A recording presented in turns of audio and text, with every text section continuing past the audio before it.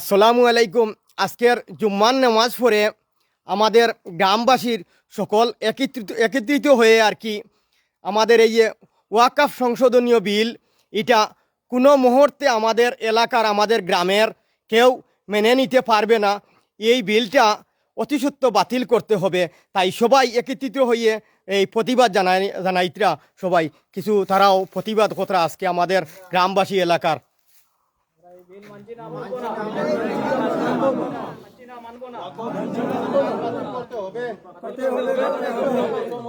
ওয়াকফ সংশোধনীয় বিল মানছি না, মানবো না। ওয়াকফ সংশোধনীয় বিল বাতিল করতে হবে। আমরা ওয়াকফ সংশোধনীয় বিল মানছি না, মানবো না। আমরা এই বিল কোনো মুহূর্তে মেনে নিতে পারছি না, পারবো না। আমরা ওয়াকফ সংশোধনীয় বিল বাতিল করতে হবে। ওয়াকফ সংশোধনীয় বিল মানছি না, মানবো না। আমরা সুপ্রিম কোর্টের কাছেও অনেক এফআইআর হয়েছে, কেস হয়েছে। তাই আমি সুপ্রিম কোর্টের কাছেও আমাদের সবার দাবি, আমাদের এলাকার আমাদের গ্রামবাসীর, যে এই বিলটা যেন সুপ্রিম কোর্ট অতিসত্ত্ব বাতিল করে। 15 তারিখও একটা তারিখ আছে সুপ্রিম কোর্টে। আর আমরা সুপ্রিম কোর্টের কাছে আমরা অনেক ভরসা, আমরা রাস্তা আছে। কারণ আমাদের ভারতবর্ষের মাঝে সাংবিধানিক আদালত হলো সুপ্রিম কোর্ট।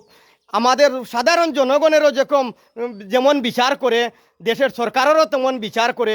কেউ যদি একটা ভুল কিছু বানায়, তখন সব কিছু দেখার দায়িত্ব, সব কিছু কাগজপত্র সব বিচার করার দায়িত্ব হলো সুপ্রিম কোর্টের। তাই আমাদের এলাকার সবাই আমরা বলছি, এই ওয়াকফ সংশোধনীয় বিল বাতিল করতে হবে।